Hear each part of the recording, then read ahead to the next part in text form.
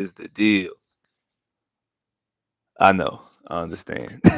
I'm gonna let some of y'all get up in here real quick, but hey, don't worry. I get it. I understand a lot. I get it. I understand a lot. I get it. I understand. I completely understand. Completely understand. I get it.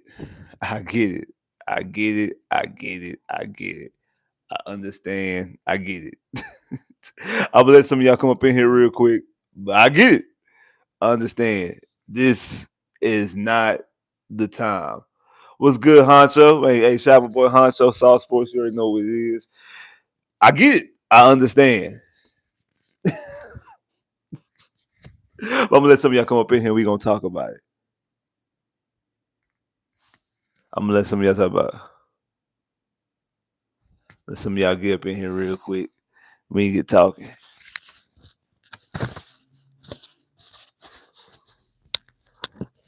Make sure you hitting that like button when y'all come up in here too, though. Y'all gotta make sure you hitting that like button though. Make sure you hitting that like button when you come up in here though. Make sure you hitting that like button though.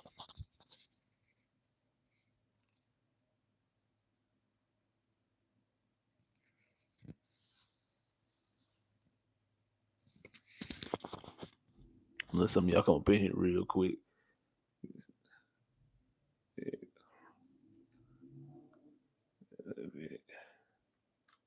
There we go. Make sure you hitting that like button though. Make sure you hitting that like button when y'all come up in here. Make sure you hitting that like button. Make sure you hitting that like button. Make sure you hitting that like button now. You gotta hit the like button. Make sure you hit the like button.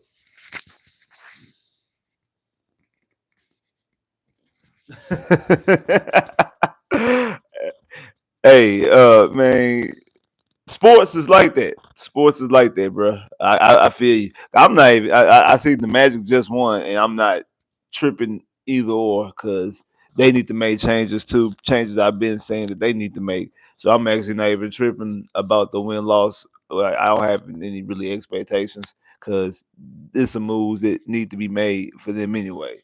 And so I kind of ain't gonna lie to you. I feel about the Magic the same way I feel about the Rockets. Luckily, I got Texas Tech to root for.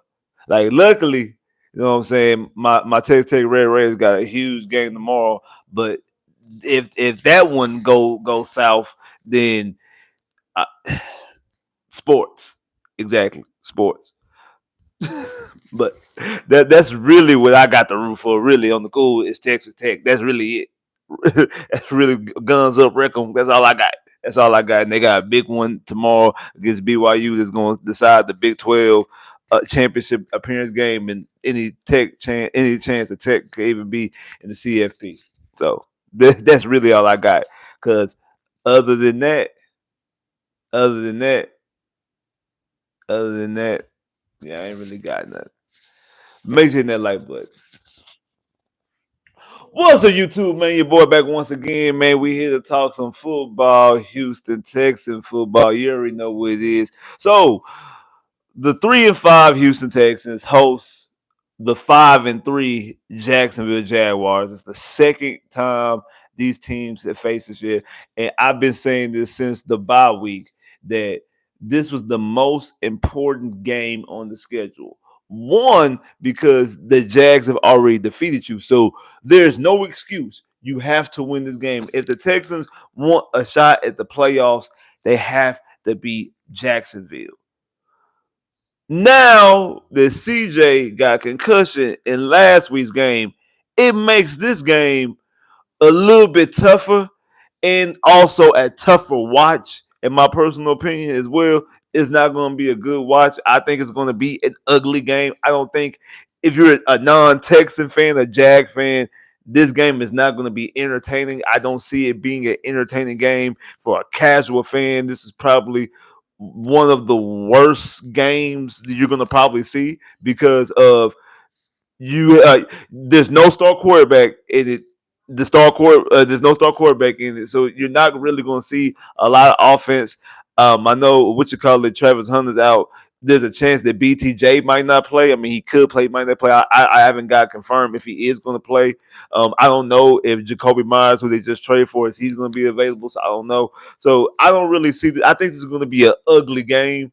So again, if a Texan fan, Jags fan, we're going to be interested because we're interested in this matchup. Non-Texan fan, Jag fans, or AFC South fans in general are not going to be interested in this matchup. And to be honest, I wouldn't even know how Indy fans would want this game to go because you haven't faced neither one of these teams yet, Jacksonville or Houston, and you don't really want Jacksonville to be close to you in the win loss column. Because right now they got 5 wins, you got 7 wins. If Jacksonville wins, they got 6 wins. They just a game behind you and still got 2 games to play you.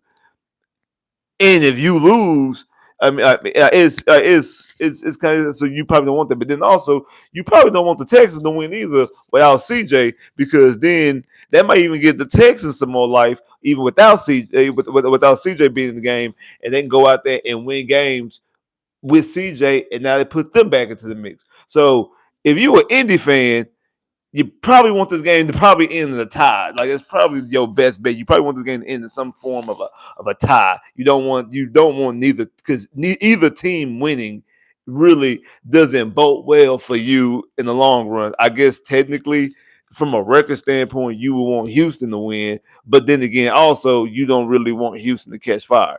But this game, but scratch all that. This game here is, like I said, the most important game of the schedule for a multitude of reasons, and it's even more important than it was when I was saying previously.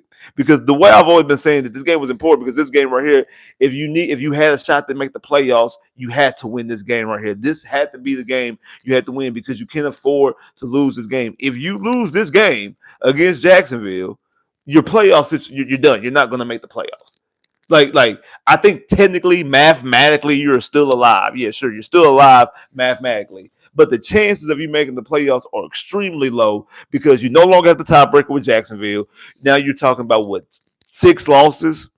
Yeah, you already have 6 losses. You still have Buffalo, Kansas City, Indy twice, and the Chargers left on your schedule. So the chances of you going out there and winning enough games against the playoffs is slim. That was the main part why I was saying this might be the most important game of the schedule. Was not much. Now might be. It definitely is. I don't care what anybody says. This is the most important game. This also is the most important game now because of what happened last week, record wise. Because not because of the CJ concussion, but just because you lost last week and also you lost against Seattle as well. Again, I said all this before the bye week that how important this game was. It didn't matter what you did in those previous weeks. Now, because of those losses against Seattle and also those losses against Denver, if you lose this game here, I see it very hard for the Texans to get 8, 9 wins. I think the ceiling will be 7, and if that's the case, changes will be made. I will be shocked if we only win 5, 6 games and no changes made. But the flip side to that, Texas make the playoffs or miss the playoffs. If the Texans win 9, 8 games, I don't think any changes will be made. I think if the Texans win 8, 9 games this season, next year, CJ Stroud's your quarterback, D'Amico Ryans your head coach, Nick Caserio's your general manager, Nick Caley's your OC. If the Texans only win 5 or 6 games, any of that could be different. Any of that, even the QB. I think the QB is the least thing that will change. I think because I don't think that they'll trade CJ, but CJ could be pull a Deshaun and be like, I don't want to be here. That's on the table. People have said that in my comments that CJ wouldn't resign here. People have said that. There could be a chance that D'Amico could be gone. I think that's highly unlikely as well, but there's still a chance. The two things that I think more likely will change would be the offensive coordinator. Because if you're only winning 5, 6 games, the offense has not got any better. Has got any. It probably has gotten worse in that standpoint. That's not going to that's going to be a change, and potentially, well, a lot of fans been claiming for, especially recently, Nick Casario moves as well, which I've been saying from the beginning. As far as like if Nick Caley leaves, somebody's going with Nick Caley. Somebody's going to pay for the Nick Caley hire. Nick Caley's not going by himself. Somebody else is going to also pay that cost as well. If it's D'Amico, if it's Nick, if Casario, I don't know, but somebody else will also pay that cost as well. And that's why I think will happen if the Texans, if one of those situations will happen if the Texans only win 5, 6 games. Like I say, the flip side of that is that if they win 9 or 8 games, none of that's changing. They're gonna run it completely back if the Texans win 8 or 9 games. So that's why this game is crucial, because if you lose this game, the chances of you winning that many games is very slim. Come here, you got Tennessee next week. Okay, so say you get Tennessee. Okay, that gives you 4 wins. You still have you got Tennessee. Then okay, you got the Raiders later on this year, and you also got Arizona. So even if you win both of those games, what that gives you right there is 6 games. You got 5 games against Buffalo, KC, Indy, and the Chargers. And only 2 of those games are at home. One Indy game and the Buffalo game. At KC, at Indy, and at Los Angeles. There's the 5 games that I named. Tennessee, Arizona, and the Raiders might be the only 3 games you win, and you might win one of those Indy games because of either you catch Indy slipping at Indy, or the last game of the season, Indy has everything cleared up because right now they're the number 1 seed. They out by a half a game because Denver won last night. That's because Denver played the extra game. Indy has a tiebreak on Denver, so if Indy wins against Atlanta, they back at the number 1 seed. It's just based off of the way the schedule was because Denver played before and got a win. But so technically, Indy's the number 1 seed. Officially, I mean, technically Denver's the number 1 seed, but officially Indy's the number 1 seed. So they might have everything wrapped up that last game of the season, and then they won't play nobody, and you can get a win that way. So the chances of you getting to those 7, 8 wins, 9 wins is very slim. You more likely be in that 7 high end, 5 the low end mark, because there's a chance you could lose to KC. I mean, not KC. A chance you could lose to Arizona. Like you could definitely lose to Arizona. So the thing is this.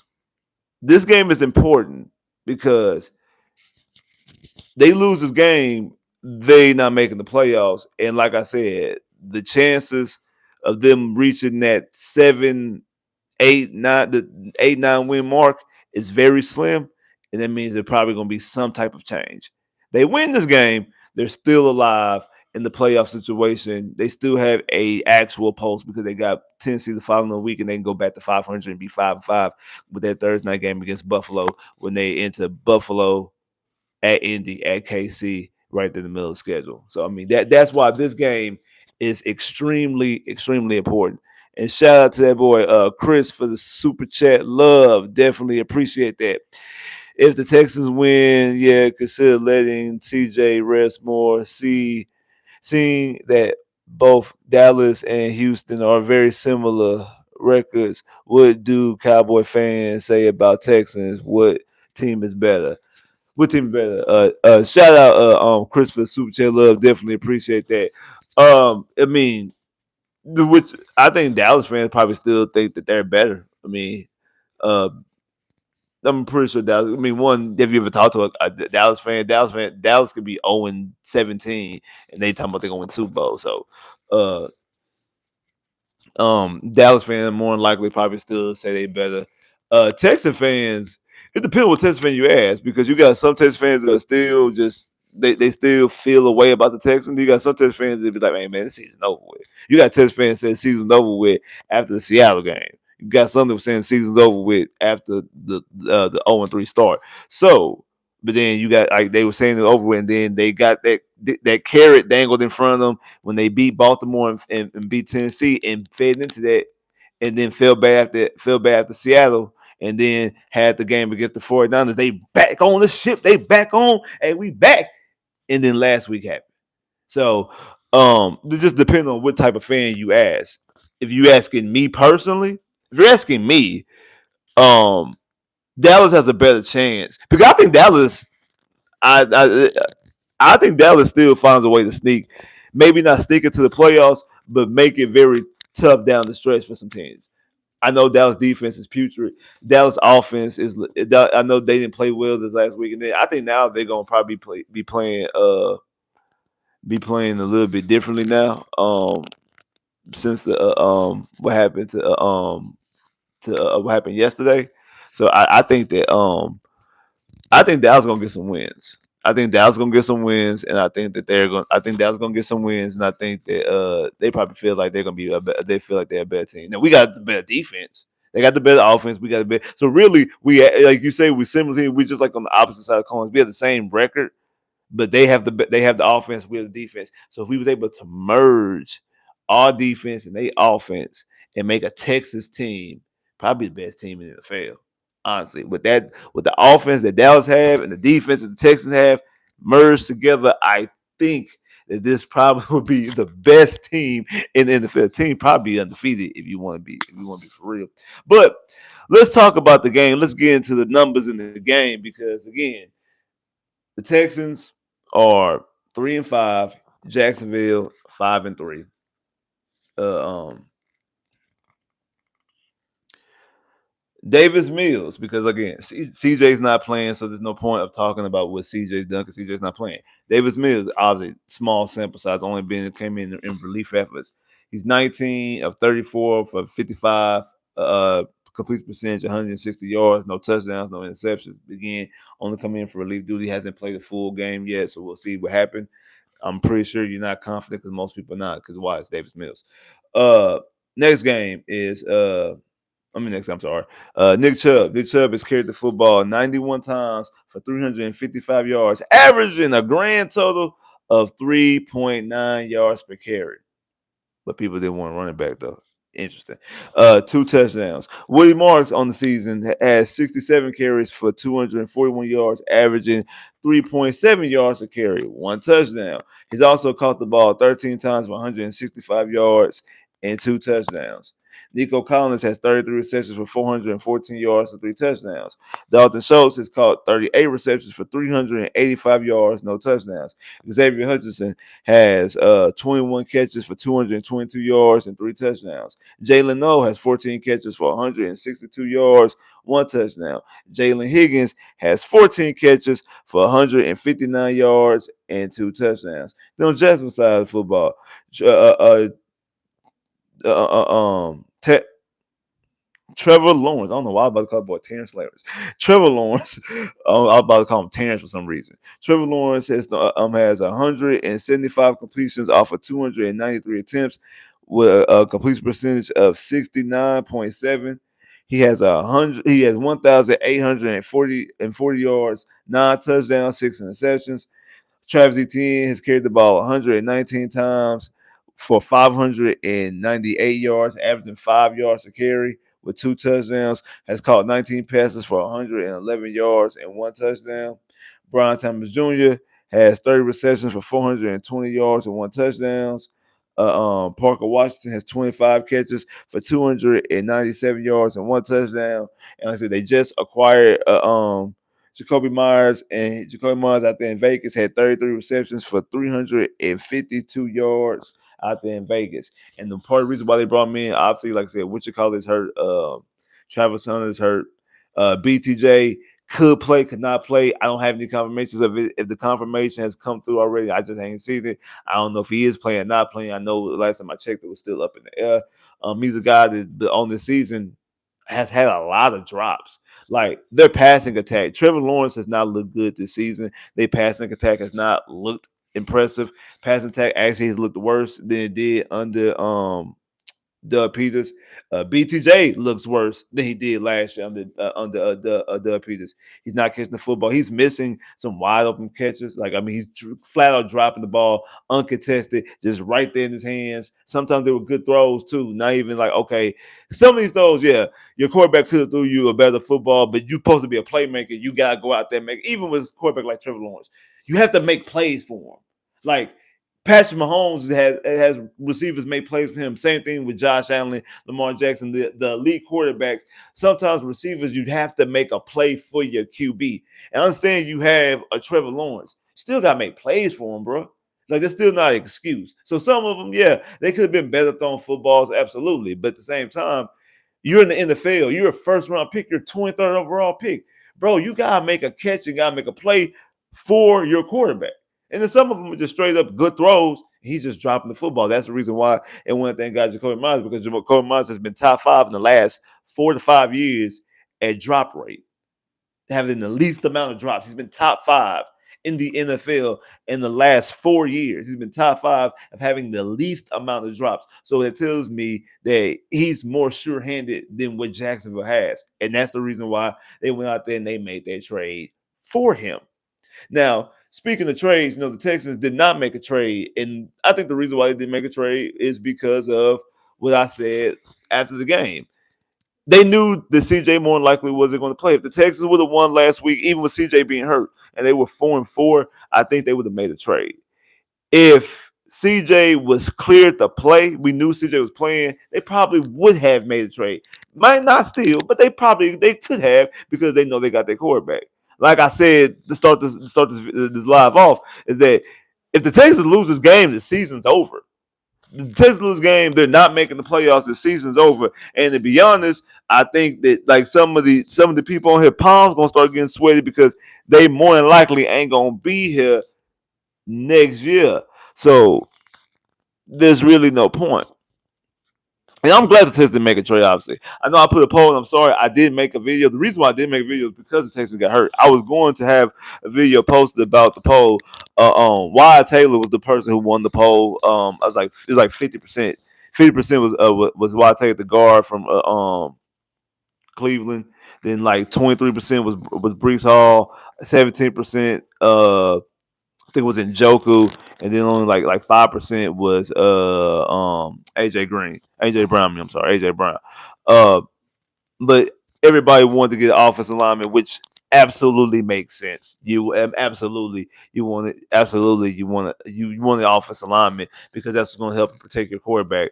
But because of the situation record wise, there was no reason, no need for the Texans to go out there and make a trade. And I agree with that. I think the Texans should keep all their assets, because I think they need to get a running back. They can get Jeremiah Love in the draft.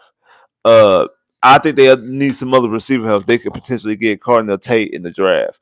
Tight ends as well. They can get what's his name? Trigg from Baylor in the draft. Offensive lineman, I know a lot of people want to draft offensive lineman. I don't want, especially if Nick Caserio is still the general manager, I want no parts of Nick Caserio drafting any more offensive linemen. I want Nick Caserio to go out and pay the money to get somebody like shout out to my boy Big B. Big B always talks about the guard, center guard, and said they're talking about the guard, center guard has been the problem with this offensive line. This interior offensive line has been a problem for the offensive line for a long time. And when you have a pocket passer like CJ, that's the pressure that you need to protect. Not the tackles.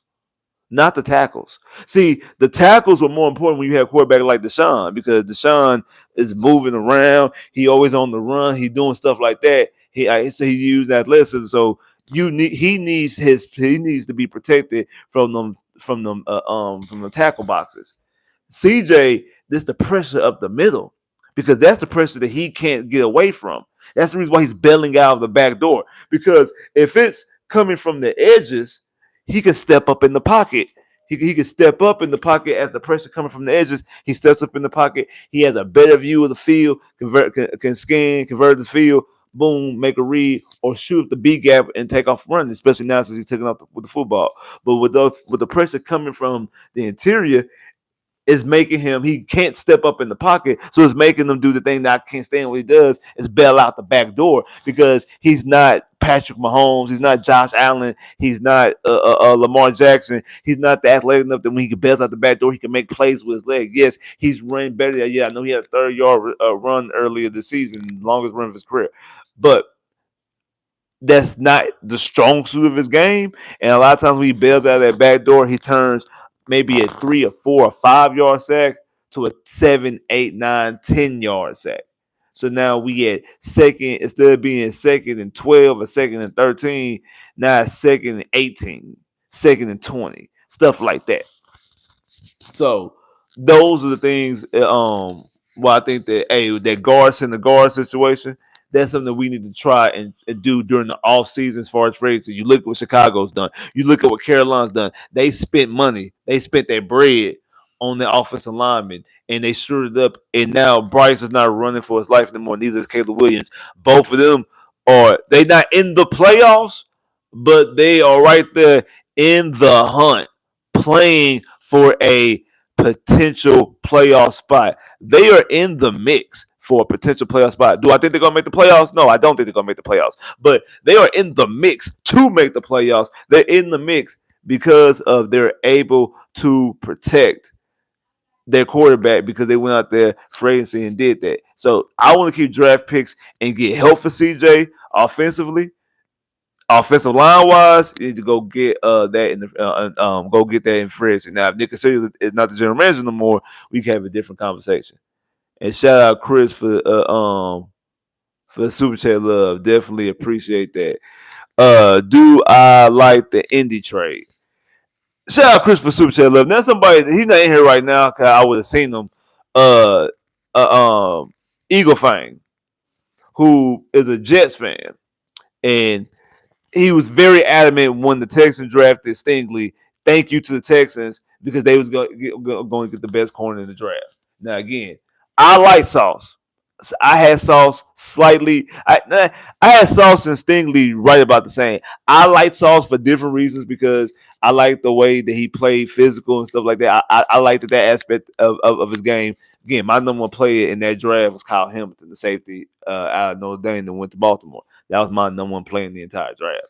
But I kind of figured the Texans were going to take Stingley because Stingley he took the ball away. His athleticism, he's more athletic and has more skills than Sauce. Sauce is more physical. Now, I say all that to say I know he's probably somewhere irritated that Sauce Gardner got traded. Now, again, the Jets got 2 first-round picks this year and got 3 first-round picks next year. So they got 5 first-round picks within the next 2 drafts. They can do a lot. And more than likely, I think right now they're at the 3rd pick in the draft. They can end up having the 1st pick in the draft if they handle their business the way they need to handle their business and be the 1st pick in the draft. Indy's trade. I actually do like Indy's trade, but not for Indy. I like that for the rest of AFC South because Indy doesn't have any first round picks for the next 2 years. And that means I'm gonna pay Daniel Jones like what $50+ million. Like Daniel Jones gonna get what like a $55 million contract. Do y'all like? We all know what's going on. Daniel Jones is doing the exact same thing he did with the Giants. The year the Giants went to the playoffs.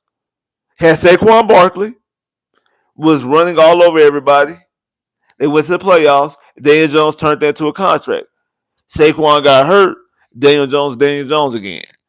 Y'all doing the same thing, except now y'all putting more money in the other stuff. If something happens to JT, like last week against Pittsburgh, JT got shut down only 50-some yards. And what did Daniel Jones do? 5 turnovers. 5 turnovers. 5 turnovers. 3 interceptions, 2 fumbles. 5 turnovers. 3 interceptions, 2 fumbles. He actually fumbled 3 times, but he got one of them back. So 2 lost fumbles. And y'all gonna pay him $55 million? Y'all have no choice but to pay him $55 million now. Like, y'all have no choice but to pay him $55 million right now.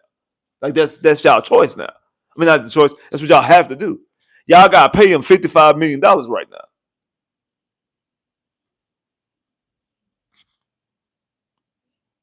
This is what y'all gotta do. Y'all gotta pay him $55 million now. Now y'all have no choice but to pay him $55 million. Y'all ain't got no choice but to pay him $55 million.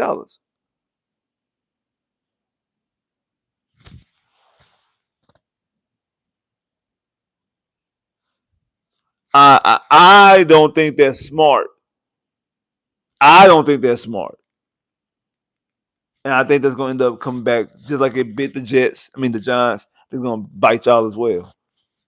But shout out to Chris for Super Chat Love. Definitely appreciate that.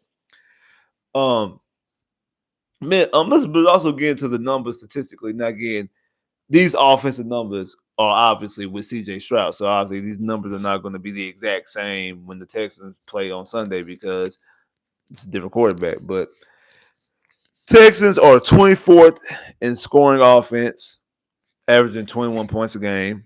Jacksonville, 21st, averaging 22 points a game. Houston is the 19th total offense, averaging 321 yards a game.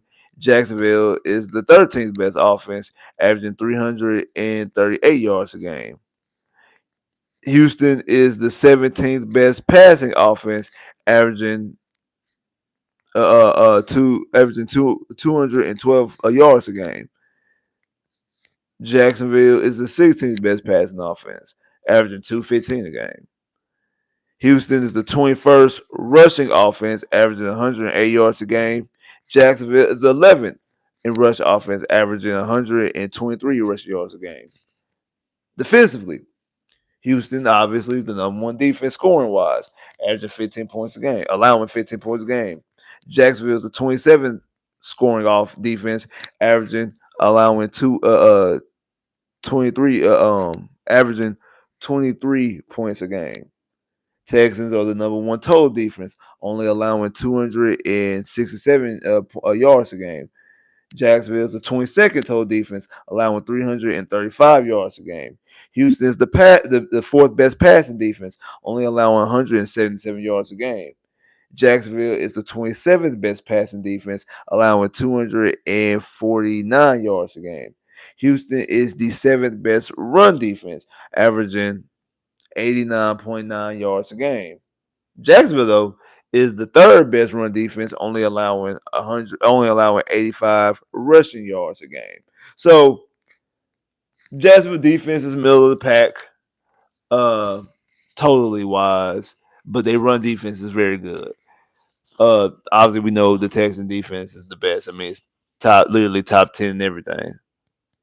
Top 10 in everything.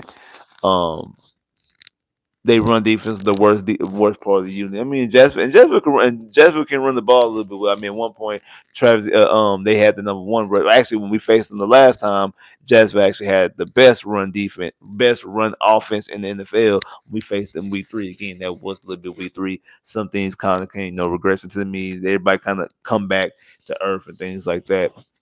I mean, the last time these teams played, it was hard to put points on the board, and that was with CJ Stroud. And I don't really expect anything different in this game. Like I said, this game is going to be a game that's going to be really, like I said, y'all, a very tough watch. It's not going to be an interesting game unless you're a Texans or a Jazz fan and you're interested in the things around the game and really what the significance of what this game actually really means in the long term as far as potential playoff appearances or also what will happen like going forward as far as personnel and like staff and things like that. So I mean it's a lot going on. So it's really like going to the numbers and pick the game. Like I mean what more like I don't know, like what more could I say? It's no CJ, so it's really not like it's not like this game is really not gonna be a game really to just like really just completely dive into. But like let's talk about exactly what we're gonna have for the game. So like I said, the last time these teams played, Jacksonville won the game. It was week 3. Jacksonville won the game 17-10. I mean, going into this game right now, they got the over under as far as total points is 37, 37 and a half. So less than both teams. Like they don't have one team maybe getting 20.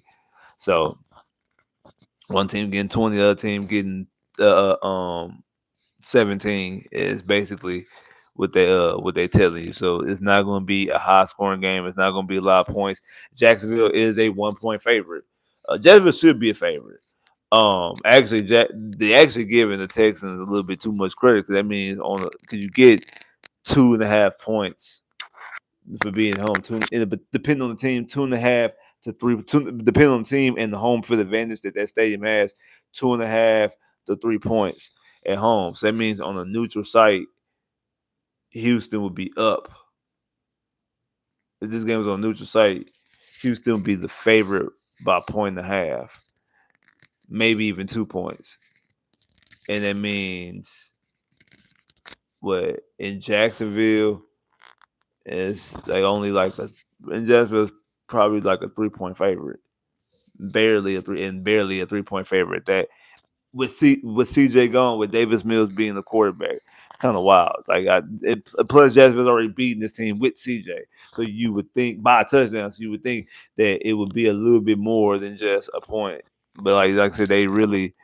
And I know earlier, even before it was even officially announced that CJ was going to be gone, they still had Houston. They had Houston as a favorite for a while. That line just moved not too long ago.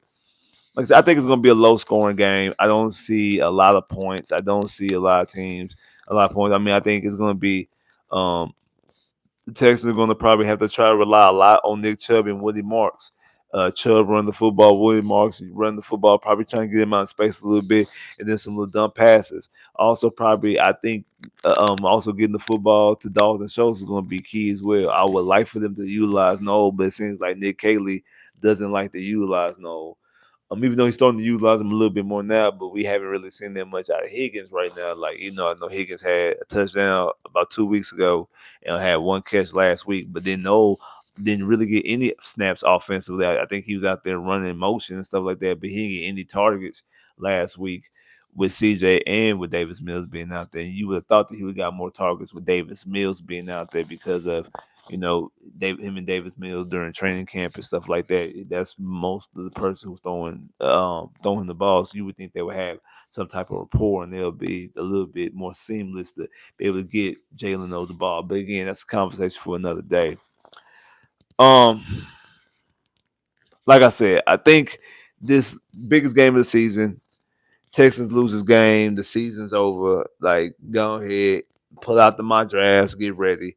And then also, it's going to be real dicey, real dicey, real dicey for the Texans to get to 8-9 wins. And if that's the case, if that's the case, if it gets that dicey that the Texans can't get those wins, if it's that dicey and the Texans can't get those wins, I don't really see the if it's that Dyson Texans can get the win, I really don't see the Texans getting those wins. And who knows what happens this offseason if some of these coaches, general managers, staff, like a lot of these guys might end up not being here because of that if the Texans only win a handful of games. So the Texans gotta have a win. And no Travis Hunter. That's not really a big deal, but potentially not a lot of maybe not BTJ might not be there, and I don't know how much they're going to be able to try to use Kobe Myers. What they'll be able to utilize. They just got him Tuesday. I don't even know if he was even in Jacksonville on Tuesday. He probably didn't get to Jacksonville until Wednesday, maybe even yesterday. So I don't know exactly how much of Jacoby Myers we will see, how much he'll be utilized in that game. But I put it like this: even though, like I said, if the Texans lose this game, the season's over. I think the Texans, one thing the Texans are very good at, very consistent at, is dangling that carrot in front of you and making you think that they have a shot to do stuff in a game like the game against Seattle. The game should have been a blowout, but what? No, they was hanging around long enough to dangle that carrot. They keep you watching. They keep you watching. You start off 0-3, then you have the offensive performances against Tennessee and Baltimore. Dangle that carrot. A, come back, come back. The season not over. Oh, you fall on your face against San Francisco. I mean, against Seattle. That's right. San Francisco, the dangle of the carrot, just enough to draw you back in, just to keep your attention just a little bit longer. I think that's the case. I think they dangle that carrot and they keep the Texans' attention a little bit longer. I have the Texans defeating Jacksonville 13-10. 13-10. Low scoring game, ugly game, not a lot of points. Fairbairn not even playing, so I might want to change that. I might want to change it. No, that means the kick only got kicked 2 field goals. Yeah, so never mind. Yeah, it ain't like he got to kick a whole bunch of field goals. So yeah, um, I got Houston winning 13-10. Houston winning 13-10. Just like I said, to dangle that carry just a little bit more. They keep you watching against Tennessee, so they have your attention against Buffalo, and we'll see exactly what happens in that Buffalo game. Shout out Chris once again for the super chat love. Definitely appreciate that. Is it possible that Mills could be better with the Patriots scheme with Nick with Nick compared to CJ? I think that CJ's talent doesn't even fit the offense at all. Shout out Christopher Super Chat Love. Definitely appreciate that. I'm actually glad you mentioned that because I was supposed to say actually slipped my mind. I was actually going to mention that I do think that this offense does fit Davis Mills, and I do think that we're going to probably see, I guess, the truest form of the offense. But I think we seen that last week, like how the ball wasn't thrown downfield, the little short little passes, and all the three and outs that we seen last week. That old like death by a thousand cuts type approach. That's what I think it's going to be like this. They don't take chunk plays. They don't take big chunk yardage plays, and it's going to be the thing's going to be very, very, very, very minimum, like 5 yards here, 3 yards there, 2 yards there, punt. It's going to be something like that. And I do agree. I do think we're going to see how the offense is going to be ran. I do think that this is actually going to be a situation we're going to see how the offense is ran, and we're going to like it even less. And we're going to, hey, CJ talent is what made this offense even look bad. Like as far as like palatable bad, because what we're gonna see on Sunday. I'm just forewarning y'all on Sunday what this game is going to look like. This game is not going to be an interesting game. I was supposed to be going to the game on Sunday because this is the greatest month of the year. Monday is the greatest day in American history. I don't care what any of y'all say. That Monday is the greatest day. This coming up Monday is the greatest date in the history of the world. I don't care what y'all say. Argue. Whoever you want to argue with. I don't care what you say. It's the greatest day ever. And I was supposed to be at the game on Sunday because of what Monday is. When CJ got the concussion, I was like, nah. Nah. Because I know what this game's going to be. I know how this game is going to play. I'm not trying to watch that in person. You ain't about to mess up my birthday. I ain't about to let these little raggedy Texans mess up I ain't about to let them mess up my birthday with that. I'm not about to do that. I ain't about to do that. I ain't finna do that one. I'm sorry. I ain't finna do that one. So I'm gonna let it chill. I'm gonna let it. You know what I'm saying? I'm gonna let it chill. I ain't gonna let them. I ain't gonna let them mess it up. I'm gonna let it chill. I'm gonna let it chill. So yeah, I'm gonna let it chill. I'm gonna let it chill. But yeah, I agree. And shout out Chris for Super Chat Love. I definitely appreciate that. I agree. This offense is gonna I wouldn't say better, it's gonna look like how it's supposed to look, I guess, whatever that's worth. It's gonna look like how it's supposed to look. It's gonna look like how it's supposed to look, how whatever that's worth. Like that's what's gonna end up happening. Now let's get into some of the other games of the week. Atlanta and Indy, they face in Germany, if I'm not mistaken. I don't even know if like Sauce Gardner going to play this week. I think he was suffering from concussion, so I think he's still in the concussion protocol or was. So I think they had to try to clear him from that concussion protocol and see if he's available to play in London or Germany. I'm sorry. So Atlanta and Germany versus Indianapolis. I think Indy's better than Atlanta. I don't think Atlanta's a good football team. I've been saying that like for a while. I think Indy defeats Atlanta in Germany. The Giants at Chicago. I think Chicago's starting to find something. Has found something. I have Chicago beating the Giants. Buffalo at Miami. I think Buffalo beats Miami. I think we're going to get closer and closer, if not finally getting to the point where Miami and Mike McDaniels part ways. But I have Buffalo defeat Miami. Baltimore, Lamar Jackson's back, going to Minnesota. Because Lamar Jackson's back, I have the Ravens actually defeating Minnesota. Cleveland at the Jets. The Jets just trade away two of their best players on defense, potentially their two best players on the team outside Garrett Wilson. They didn't trade Brees Hall because I guess they couldn't find nobody, or they just really wanted extra more picks. I think the Jets lose because I think the Jets want to lose. I think the Jets want to get into as of right now, they're slated as the third pick in the draft. I know the Jets want that number one overall pick because they want control of the draft.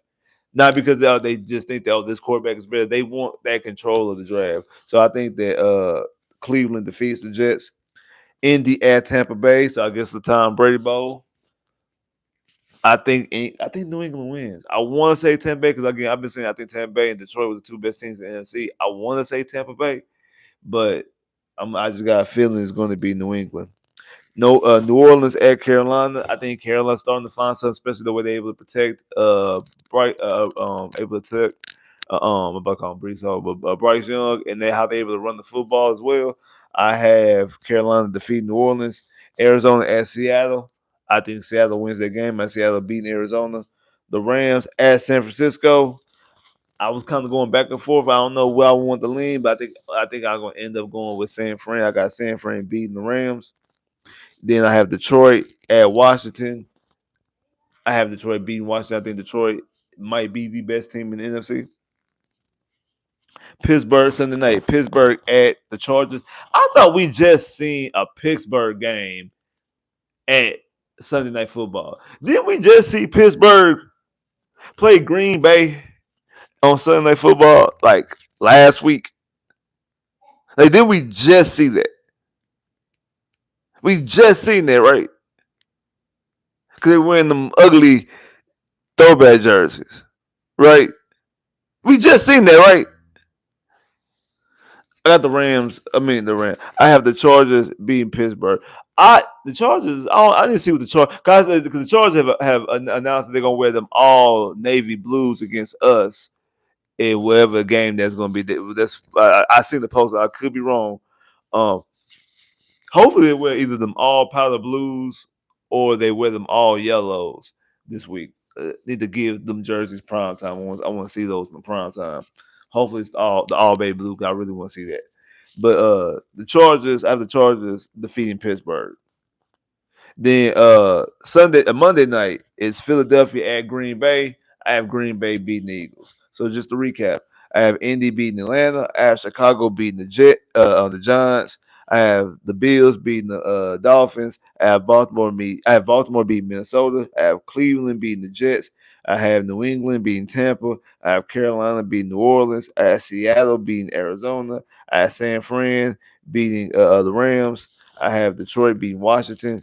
I have the Chargers defeating Pittsburgh, and I have Green Bay Packers defeating the Philadelphia Eagles. That's what I have slated like for this week.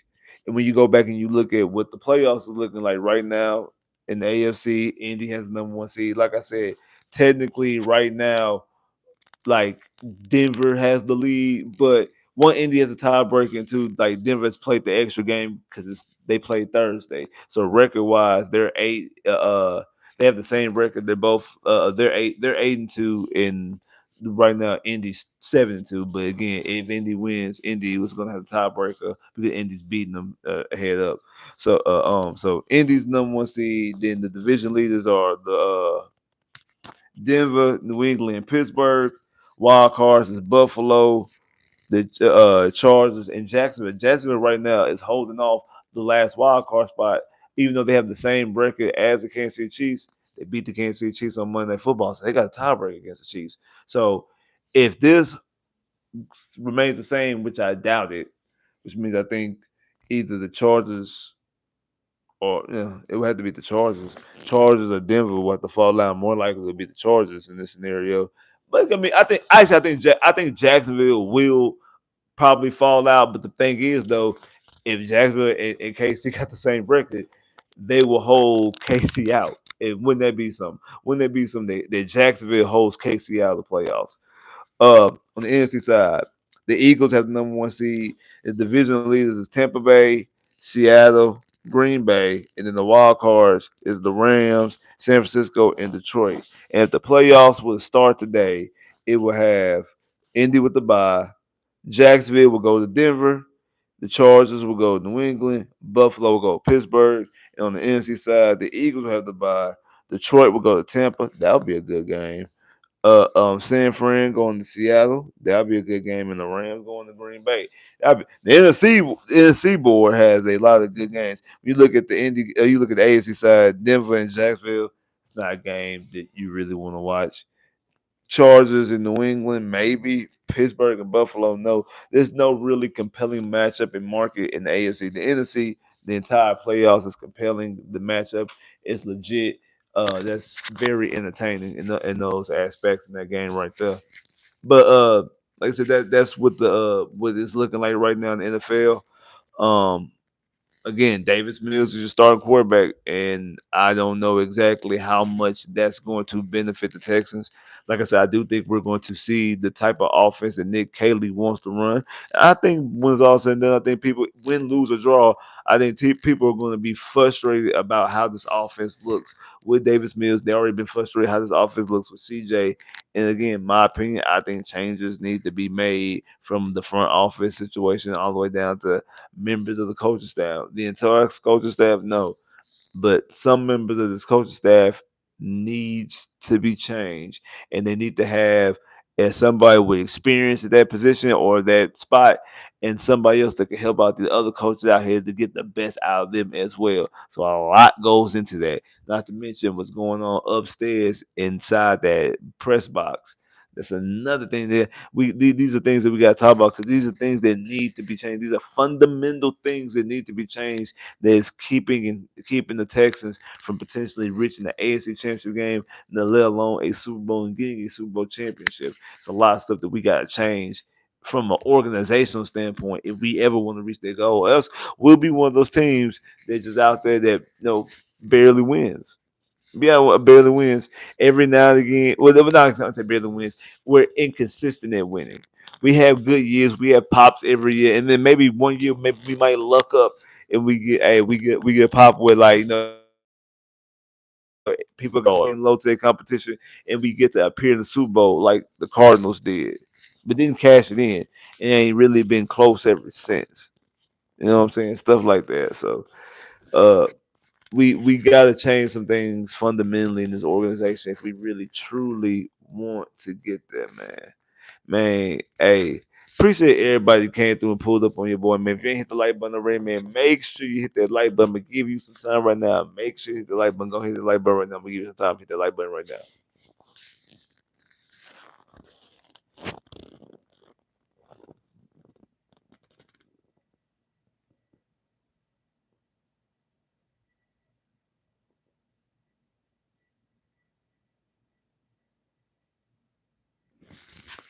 Like I said, man, shout out to everybody that came through here, man. Make sure you hit that like button. If you ain't hit the like button already, man, make sure you hit the like button. I'm gonna give you some time right now. Make sure you go hit the like button. I'm gonna give you some time. Hit that like button right now.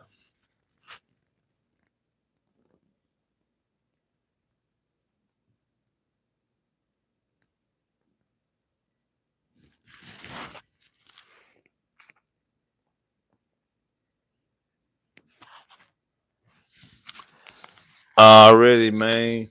Man, appreciate everything. Like, man, appreciate y'all to hit that super chat love. Definitely appreciate that. Y'all don't understand, don't know how much that means to me every single time you hit the super chat love. Definitely appreciate that. Y'all know how much that means to me every time you hit the super chat love. Like I said, at first I was gonna go to the game, but no CJ, this game gonna be ugly. They'll really point me wasting my time going to that game. So I'm gonna watch it obviously because I gotta tell y'all what happened. You know what I'm saying? I gotta give y'all my thoughts and opinions on the game. So definitely gonna watch the game. Like I said, so immediately after the game, pull up right here. Immediately after the game, we're gonna talk about the good, the bad, the ugly when we're down. Exactly, exactly what's going on with the Texans and what could actually fix the Texans. Uh, so we're gonna talk about it. So make sure y'all pull up and hey, like make sure y'all pull up and Also, it's gonna be some other stuff dropping this week. Definitely, definitely this week is gonna be some more stuff dropping this week. Some pre-recorded videos. I got some stuff planned. So, and yeah, it's gonna be cool. So y'all make sure y'all pull up. Y'all make sure y'all be on the lookout for that. Cause definitely gonna be some things that y'all definitely want to hear. Some conversations y'all definitely want to talk about. Some conversations y'all probably didn't think we should be talking about, especially this early on the season. We'll be talking about it. We're gonna be talking about it, especially now. 'Cause I think this is actually time. So make sure y'all pull up, man. Appreciate everybody that came through here. If you ain't hit the like button already, man, make sure you hit that like button. Make sure y'all pull up on me immediately after the game. We gonna talk about the good, the bad, the ugly. What happened when we went down? Are the Texans still alive in the mix for the playoffs, or is it a wrap? Like, is it a wrap already? So make sure y'all pull up, man. Make sure y'all pull up on that. What else? Um, something else I was about to say. Forgot what it was. Forgot what it was. Oh, like I said, have the Texans defeating Jacksonville in an ugly game, 13-10. One team scores a touchdown apiece. It could even be Houston gets a defensive touchdown again. It could be a situation where the defense gets a touchdown, it's an interception and back, because we know Trevor Lawrence throws interceptions specifically distinctly, but he also throws them to Jalen Petrie as well. Like he definitely he definitely turns the ball over. He definitely turns the football over. Most definitely. So it's definitely gonna be some turnovers in this game. So again, one of those turnovers can be returned for a touchdown. Houston might have a one good drive, something like that, but it's not gonna be a lot of points. Low scoring game. Also, remember last time teams played, we seen Ursary get abused by Josh Allen. So we're gonna see exactly now that he got a quarterback back there who don't run. For sure, don't run Davis Mills. That's gonna be a matchup to watch. That's gonna be a matchup. What's Ursary gonna be able to do? Has he found some things to be better at and be able to stop Josh Allen, or is he gonna be getting abused by Josh Allen again? And if he is, Davis Mills either gotta get the ball out quick, or Davis Mills is gonna be getting hit right there. Even though CJ only had two sacks, he only got sacked twice in that game. CJ got hit a lot in that game. CJ got hit a lot in that game, and Ursary was on skates. So we'll see Sunday. We'll see exactly on Sunday. Like, subscribe if you haven't, comment below if you haven't clicked. Like, subscribe if you haven't, comment below if you haven't clicked that bell, get more videos. I holla.